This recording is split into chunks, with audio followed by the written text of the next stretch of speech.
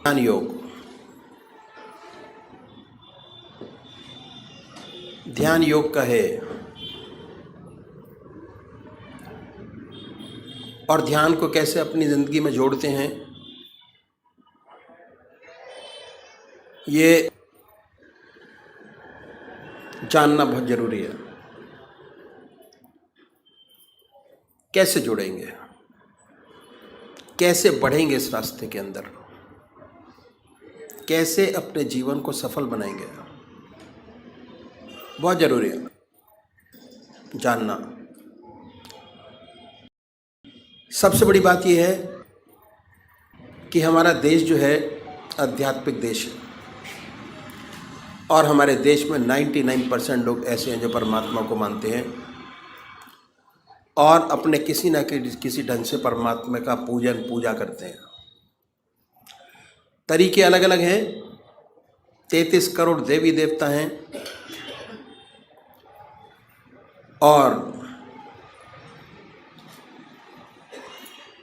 हर 20 kilometre पर भाषा बदल जाती है और परमात्मा का स्वरूप बदल जाता है।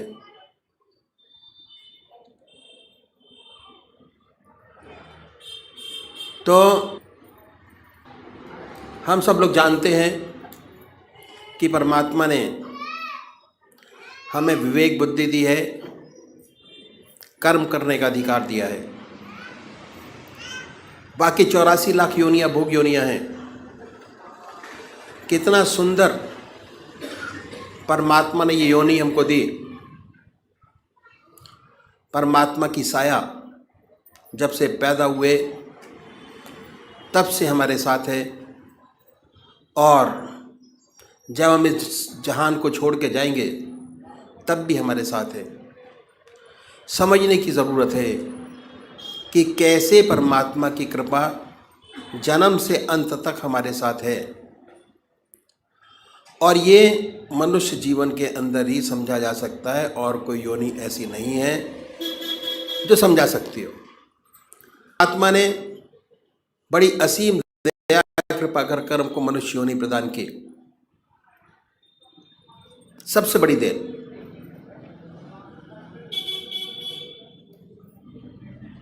और हमारे सामने हमारे कर्म जो हम पहले जन्म में करके आए, कितने जन्मों के सत्कर्म हैं हमारी आत्मा के साथ, वो ये कि हमको परमात्मा ने फ्री कर दिया। बिल्कुल सब कुछ किया जा सकता है और जो आज कर रहे हैं उसका फल भोग आगे प्राप्त करेंगे। तो इसलिए जिस कर्म को पहले करके आए, अगर उसी कर्म को बढ़ाएंगे, हमारा जीवन बड़ा सुंदर और ये जीवन क्या अगले जो जीवन होंगे वो भी बड़ी सुंदर और सुखद पूर्ण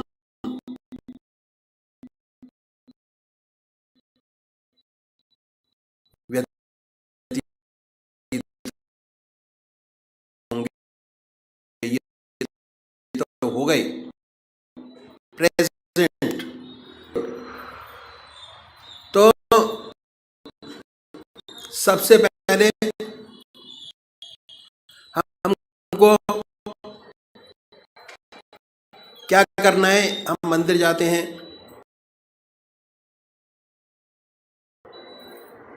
भजन करते हैं, कीर्तन करते हैं, आरती करते हैं। ये पहले तरीके की पूजा, फर्स्ट स्टेप ऑफ पूजा। मंदिर जाना,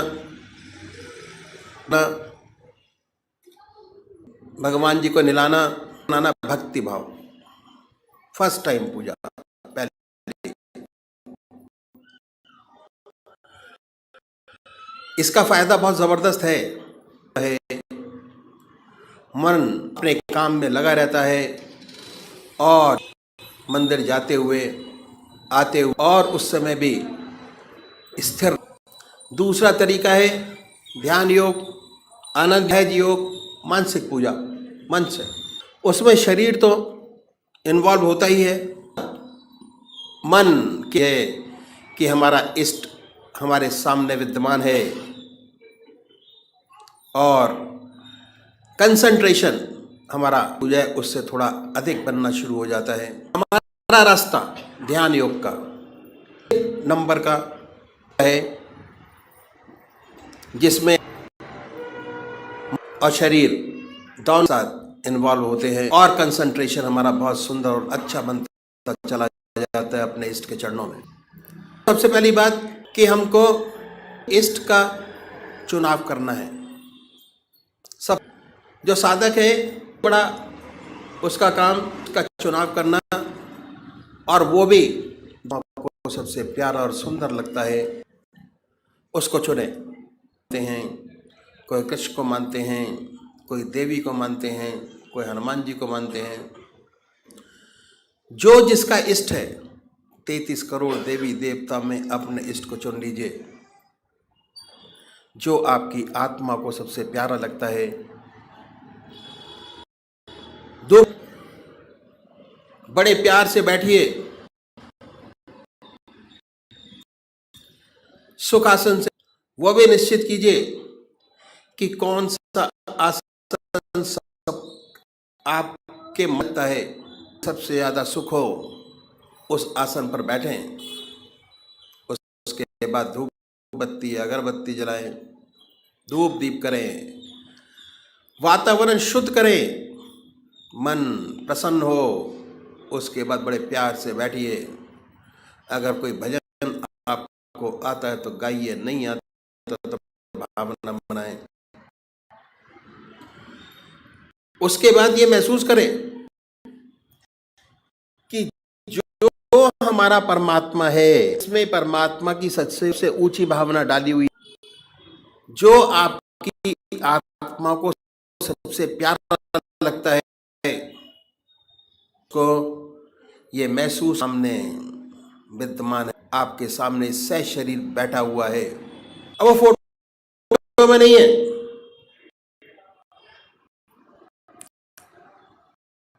मूर्त में नहीं है, शरीर मौजूद है। ख्याल से व्रत को अपने सामने, और ये ख्याल करें बड़ी बड़ी आंखें हैं, गोल चेहरा, जटाएं हैं, सर्पों की माला है। आपका इष्ट जो आपके आंखों के सामने हमेशा आता है, उसको अपने सामने बनाइए, उस पर ट्रीट करिए। ना कोई और शक्ल बने, ना कोई और विचार आपके सामने आए। आप ये प्रोसेस शुरू करेंगे, ऐसे ऐसे विचार आपके सामने आएंगे जो आपने जिंदगी में कभी सोचे नहीं होंगे। उन विचारों को हटाएं,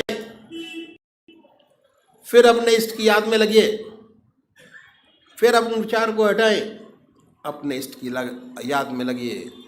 अगर आज ये ध्यान करते हुए, अपने इष्ट की मूर्त बनाते हुए, दिल की हर धड़कन से अपने इष्ट का नाम लेते हुए अगर 100 विचार 1 मिनट में आते हैं,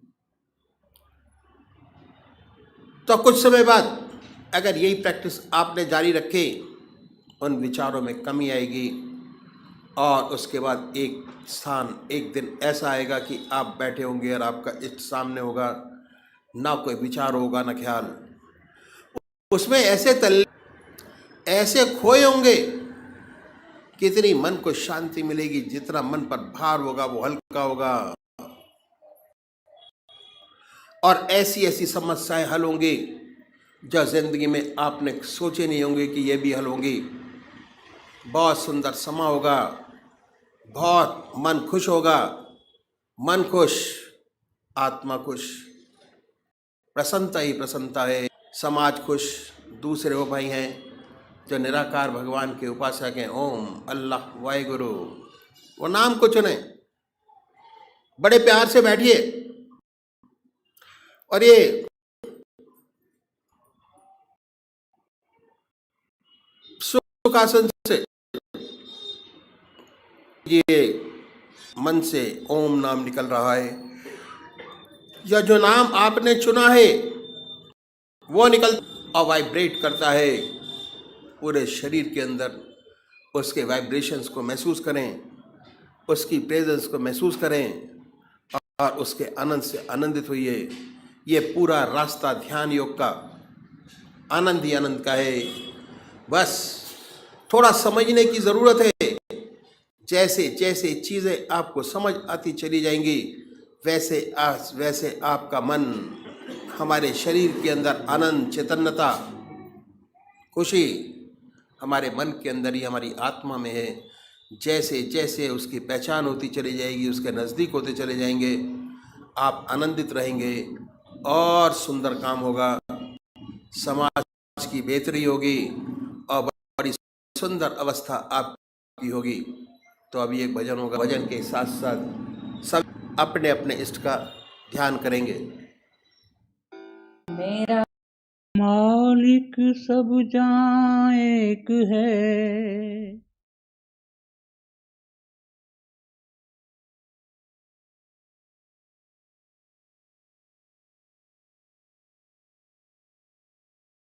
देख तू और चल हमरे दे। हंसा निकल गया पिंजड़े से, खाली पड़ी रहे तस्वीर। हंसा निकल गया पिंजड़े से, ओ खाली पड़ी रहे तस्वीर। पड़ी रहे तस्वीर, खाली पड़ी रहे तस्वीर। हंसा निकल गया, खाली पड़ी रहे तस्वीर। जम के दूत लेवण को आए, तनिक धरे ना धीर। जम के दूत लेवड़ को आए, तनिक धरे ना धीर। अरे मार मार के प्राण निकाले, मार मार के प्राण निकाले, नैनो झलके नीर। हंसा निकल गया पिंजड़े से, खाली पड़ी रहे तस्वीर। हंसा निकल गया पिंजड़े से, ओ खाली पड़ी रहे तस्वीर। बहुत मनाए देवी देवता, बहुत मनाए पीर। बहुत मनाए देवी देवता, बहुत मनाए पीर। आया बुलावा उस घर का रे, आया बुलावा उस घर का रे, जाना पड़े अखीर। हंसा निकल गया पिंजरे से, ओ हंसा निकल गया पिंजरे से, ओ खाली पड़ी रहे तस्वीर। को जान बंदे, मालिक तेरा वही है। ईश्वर को जान बंदे, मालिक तेरा वही है। कर ले तू याद दिल से, हर जामे वो सही है। ईश्वर को जान बंदे, मालिक तेरा वही है। भूमि आगन पवन में, सागर पहाड़ बन में, भूमि अगन पवन में, सागर पहाड़ बन में, उसकी सभी भुवन में छाया समा रही है, उसकी सभी भुवन में छाया समा रही है। ईश्वर को जान बंदे, मालिक तेरा वही है। कर ले तू याद दिल से, हर जामे वो सही है। जिसने तुझे बनाया, जग खेल है दिखाया, जिसने तुझे बनाया, जग खेल है दिखाया, फिर क्यों फिरे भुलाया, उम्रा बिता रही है। फिर क्यों फिरे भुलाया, उम्रा बिता रही है। ईश्वर को जान बंदे, मालिक तेरा वही है। कर ले तू याद दिल से, हर जामे वो सही है। विषयों की छोड़ आशा, जग झूठ है तमाशा, विषयों की छोड़ आशा, जग झूठ है तमाशा, दिन चार का दिलासा,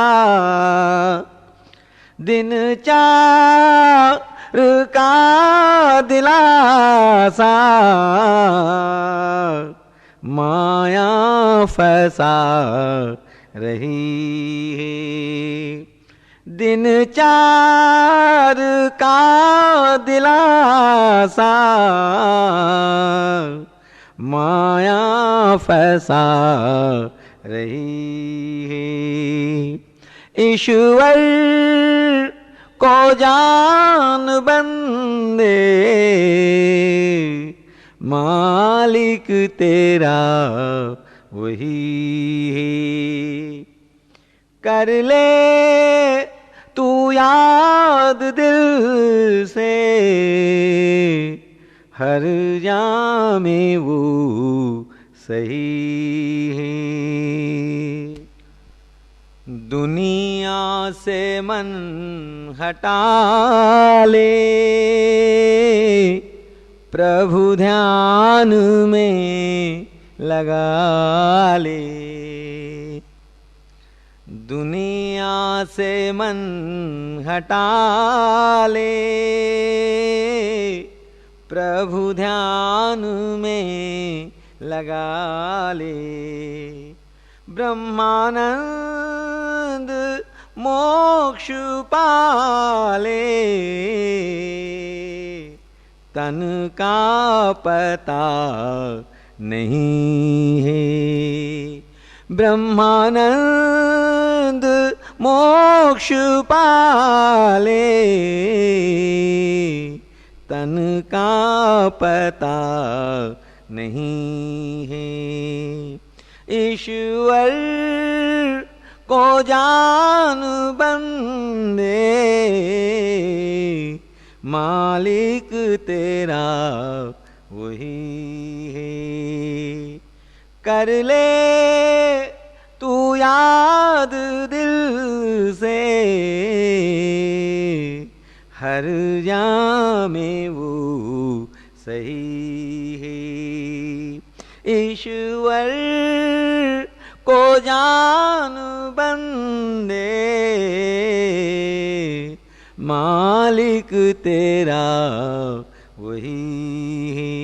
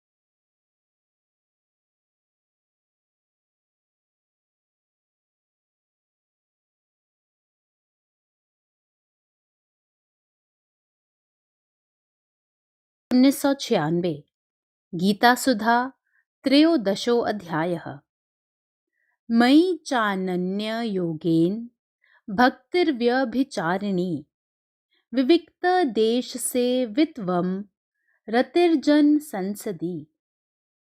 मुझ परमेश्वर में एक ही भाव से स्थिति रूप ध्यान योग के द्वारा अव्यभिचारिणी भक्ति केवल एक सर्वशक्तिमान परमेश्वर को ही अपना स्वामी मानते हुए स्वार्थ और अभिमान का त्याग करके श्रद्धा और भाव के सहित परम प्रेम से भगवान का निरंतर चिंतन करना अव्यभिचारिणी भक्ति है तथा एकांत और शुद्ध देश में रहने का स्वभाव और विषयासक्त मनुष्यों के समुदाय में प्रेम का न होना।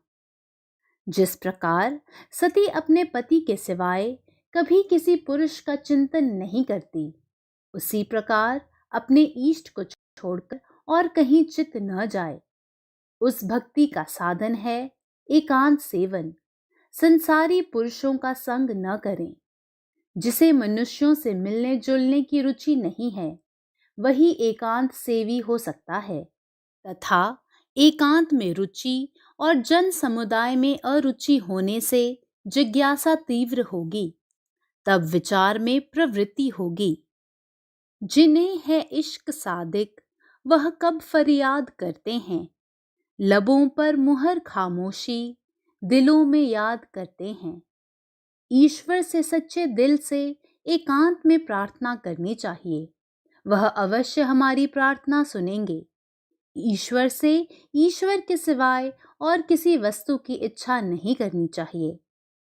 अगर दिल गिरफ्तार है मखमसों में, तो खिलवत भी बाजार से कम नहीं है। मगर जिसके दिल में है यकसुई हासिल, तो वह अंजुमन में भी खिलवत नशी है। जिसका हृदय निर्मल है, वह शोरगुल में भी एकाग्र रहता है। जिसके हृदय में अनेकों विचार गूंज रहे हैं, वह एक एकांत में बैठा हुआ भी बाजार में है। Unswerving devotion unto me by the yoke of non-separation, resort to solitary places, distaste for the society of men. The man of wisdom is firmly convinced that there is nothing higher than me, and that I am the sole refuge. He has unflinching devotion to me through yoga without any thought of other objects. Unflinching devotion to me. Concentration is the focusing of the mind upon a point of concentration to the exclusion of all mental excitements and agitations. This steadiness in contemplation may be distracted by causes arising at two different points, either in individual's own mind or in the object contemplated upon. Unless both are steady, the concentration cannot be successful. If our devotion wavers from idol to idol, name to name, then we would be creating a situation in which the practice of concentration is unsteady, because the point of attention is rendered ever-changing. Therefore, it is said that unflinching devotion towards me, the self, is one of the condition for steady progress and growth in yoga. By the yoga of non-separation, the mind of the aspirant merges or enters into me, just as a river, when it merges itself in the ocean, becomes completely one with it. Even so he, being united with me, worships only me. This is Ananya Yoga or Prithak Samadhi, or the superconscious state in which the devotee feels that he is non-distinctive from it. Such devotion is a means of attaining knowledge. Such a devotee will never give up his devotion and worship even when he is under great trials and adversities. Such an integrated life of stable mind and steady contemplation upon a firm ideal is impossible unless the sadhak works in a conducive environment. This is prescribed in the two indirect advices. A. Resort to solitary places, and B. To develop a distaste to the crowded society life.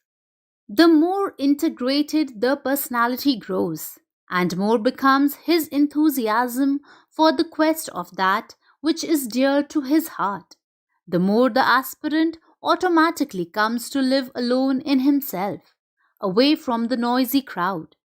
Whenever the mind is fascinated by an enchanting ideal, it loses all its contacts with other preoccupations and becomes wedded faithfully to its all absorbing theme of interest. Society of men here means distaste for the society of worldly minded people, not of the wise, pure, and holy. Satsang or association with the wise is a means to the attainment of the knowledge of the self. Adhyatm Gyan Nityatvam Tattva Gyanarth Darshanam Et Agyanamiti Proktam Gyanam Yadato Anyatha। अध्यात्म ज्ञान में नित्य की स्थिति और तत्व ज्ञान के अर्थ रूप परमात्मा को सर्वत्र देखना, यह सब तो ज्ञान है, और जो इससे विपरीत है वह अज्ञान है। आत्मा नित्य, चेतन, निर्विकार और अविनाशी है। उससे भिन्न जो नाशवान, जड़, विकारी और परिवर्तनशील वस्तुएं प्रतीत होती हैं, वे सब अनात्म हैं। आत्मा का उन सब से कोई संबंध नहीं है। सद्गुरु द्वारा आत्म साक्षात्कार कर लेना ही वास्तव में आत्मज्ञान है। सच्चिदानंद घन पूर्ण ब्रह्म परमात्मा का गुणातीत सर्वत्र समभाव से नित्य निरंतर ध्यान करते रहना ही तत्व ज्ञान का दर्शन करना है। यही एकमात्र सत्य है और दूसरे समस्त विषयों का ज्ञान कोरा भ्रम है।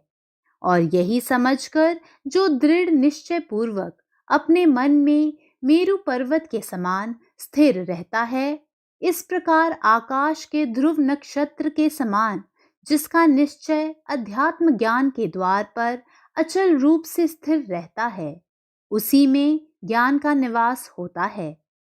इस वचन में कभी कोई बाधा नहीं आ सकती, क्योंकि जब किसी का मन ज्ञान में स्थिर हो जाए, तभी यह समझना चाहिए कि वह ज्ञान स्वरूप हो गया है। यदि ज्ञान के प्रकाश से आत्म साक्षात्कार न हो पाए एवं परमात्म तत्व न दिखाई पड़े, तो वह ज्ञान स्फूर्ति ही बिल्कुल अंधी ठहरती। इसलिए बुद्धि में इतनी निर्मलता आनी चाहिए कि ज्ञान जो जो वस्तुएं दिखलाए, वे सब परमात्म वस्तु के स्वरूप में ही दिखाई पड़े।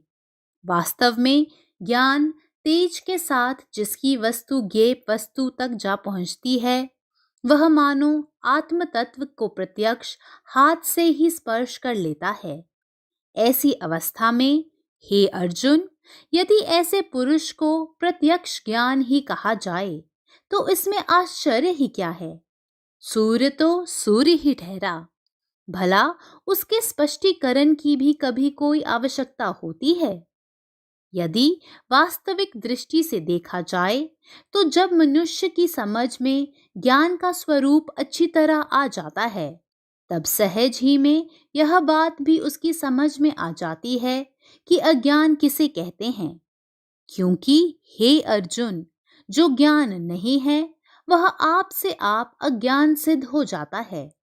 जो केवल महत्व या प्रतिष्ठा प्राप्त करने के लिए ही जीता है, जो केवल मान की ही प्रतीक्षा करता रहता है और आदर सत्कार होने से ही जिसका संतोष होता है, अपने उच्च पद से कभी नीचे नहीं उतरना चाहता है, आडंबरपूर्ण शब्दों में अपने पुण्य कर्मों की घोषणा करता रहता है, जो अपनी विद्या का विस्तृत वर्णन करता रहता है, अपने पुण्य कर्मों का ढिंडोरा पीटता रहता है और प्रत्येक कार्य केवल लौकिक कीर्ति प्राप्त करने के उद्देश्य से ही करता है, जो अपने शरीर का ऊपरी ठाट बाट बहुत बढ़िया रखता है, उन लोगों को धोखे में रखता है जो उसके फेर में पड़ते हैं या उसके अनुगामी बनते हैं, उसे अज्ञान की खान ही समझना चाहिए।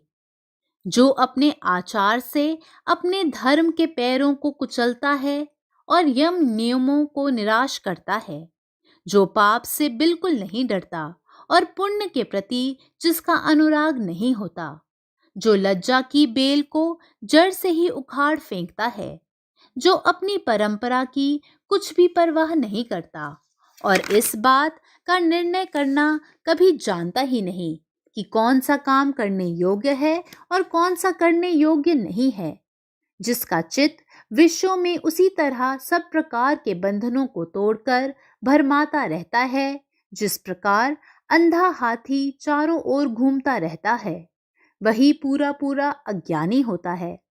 जो चाहे जीता रहे या मृत्यु निकट हो, परंतु फिर भी विषय वासना किसी अवस्था में नहीं छोड़ता।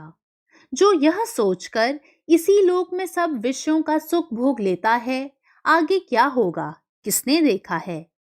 जो सदा विषय भोगों का ही जप करता रहता है, जिसका अनुराग सदा सकाम कर्मों के आचरण करने की ओर ही रहता है, जो उसी तरह विषयों के पीछे लगा रहता है जिस तरह गधा गधी के पीछे लगा रहता है और गधी के बार बार लात मारने पर भी पीछे नहीं हटता, जो विषयों का भोग करने के लिए जलती हुई आग में भी कूद पड़ता है और अनेक प्रकार की व्यसनों को अलंकारों की भांति ग्रहण करता है, जो जन्म से लेकर मृत्यु तक विषयों से अनेक प्रकार पीड़ित होने पर कभी उनसे उकताता नहीं, बल्कि उन्हें और भी प्रेम पूर्वक प्राप्त करने का प्रयत्न करता है, वही अज्ञानी है।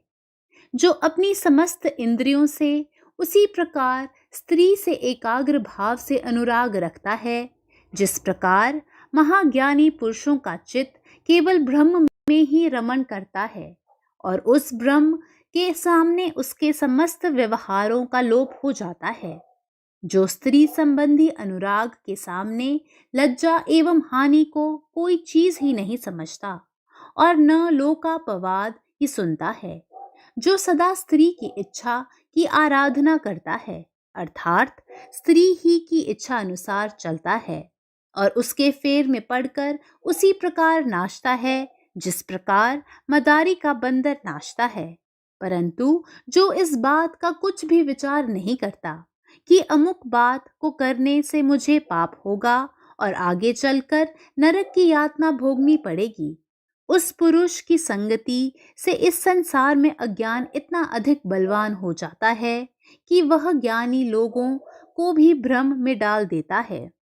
प्रिय वस्तु के प्राप्त होने पर जिसकी ऐसी अवस्था हो जाती है कि वह सारे आकाश में भी नहीं समा सकता, परंतु कोई अप्रिय बात होने पर जो दुखी होकर मानो रसातल में पहुंच जाता है और इस प्रकार जिसका अंतःकरण भेद भावना के बंधन में पड़ा रहता है, फिर वह चाहे कितना ही विद्वान क्यों न हो, उसे अज्ञान का स्वरूप ही समझना चाहिए।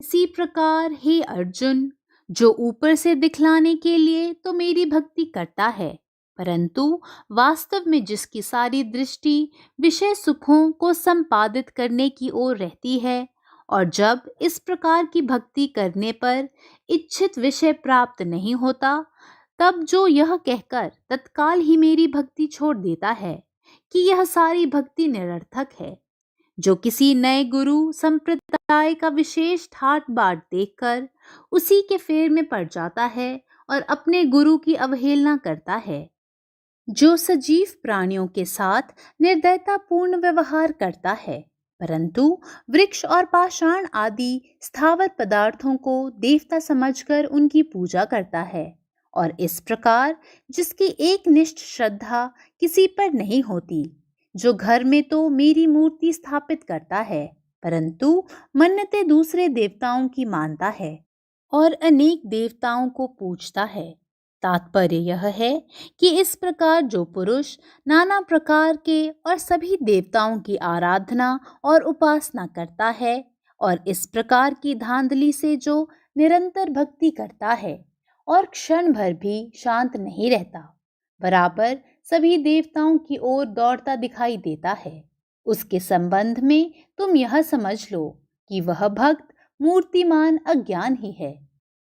जो कर्म कांड में निपुण होता है, जिसे सब पुराण कंठस्थ होते हैं, और जो ज्योतिष में भी पारंगत होता है, जिसके लिए काम शास्त्र की और कोई बात सीखने के लिए नहीं होती, जिसे महाभारत की सब बातें याद होती हैं और मूर्तिमान वेद ही जिसके हाथ में आ जाते हैं, जिसे नीति शास्त्र का ज्ञान होता है, वैद्यक का ज्ञान होता है और काव्यों तथा नाटकों के ज्ञान में जिसके मुकाबले का और कोई नहीं होता, जो स्मृतियों की चर्चा करता है, गारुड़ी विद्या का मर्म जानता है और शब्दकोश को जिसने अपनी बुद्धि का मानो दास ही बना रखा है, व्याकरण शास्त्र में जिसका ज्ञान अगाध है। तात्पर्य यह है कि जो सभी विषयों का बहुत अच्छा ज्ञाता है, परंतु फिर भी एकमात्र अध्यात्म विद्या में जो सचमुच जन्मांध है, जो अध्यात्म शास्त्र को छोड़कर बाकी सभी शास्त्रों के सिद्धांतों का प्रतिपादन कर सकता है, उसको इस प्रकार के ज्ञान निरर्थक है। मोर के सारे शरीर में पंख होते हैं और उन सभी पंखों पर नेत्र भी होते हैं, परंतु जिस प्रकार उन सभी नेत्रों में दृष्टि का अभाव होता है, उसी प्रकार इस ज्ञान में भी वास्तविक दृष्टि का अभाव होता है। यदि संजीवनी बेल की जरा सी जड़ भी हाथ लग जाए, तो फिर दूसरी औषधियों और वनस्पतियों की गाड़ियां लादने की क्या आवश्यकता है। इसी प्रकार एक अध्यात्म शास्त्र के बिना दूसरे शास्त्र अपनी अपूर्णता के कारण केवल निष्फल और भ्रामक होते हैं। इसीलिए हे अर्जुन, जिस पढ़े लिखे मूर्ख को अध्यात्म ज्ञान का बोध न हो, उसके शरीर को अज्ञान का मंदिर ही समझना चाहिए। Constancy in self-knowledge, perception of the end of true knowledge. This is declared to be knowledge, and what is opposed of it is ignorance. In this concluding stanza of this section, explaining the various essential qualifications in a seeker, the Lord adds to the already explained list of 18 qualifications 2 more items: constancy in self-knowledge and understanding the end of true knowledge. Constancy in self-knowledge. All the dispositions elaborated from the 7th stanza up to this contribute gently to the development of wisdom, the divine eye, and the intuitive faculty leading to the realization of Brahm.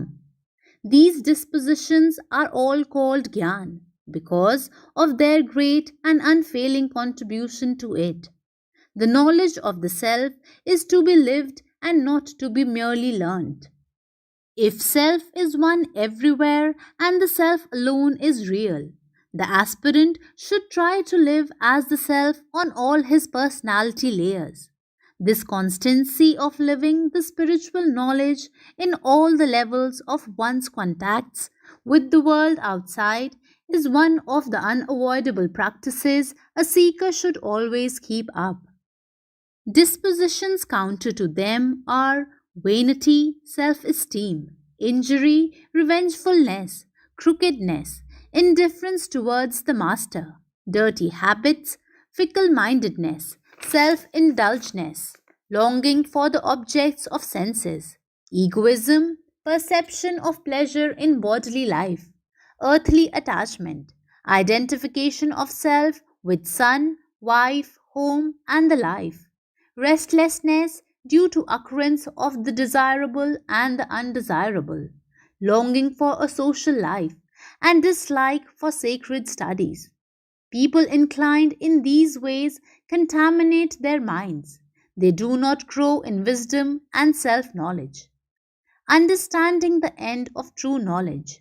To remember constantly the true goal of our life is to add more enthusiasm to our activities. Sincerity of purpose in an undying devotion to any ideal can be had only if the aspirant is thrilled by the vision of goal that he has to reach. Thus, the end should be kept in view. Liberation from all our imperfections and limitations is the goal striven for by all spiritual seekers.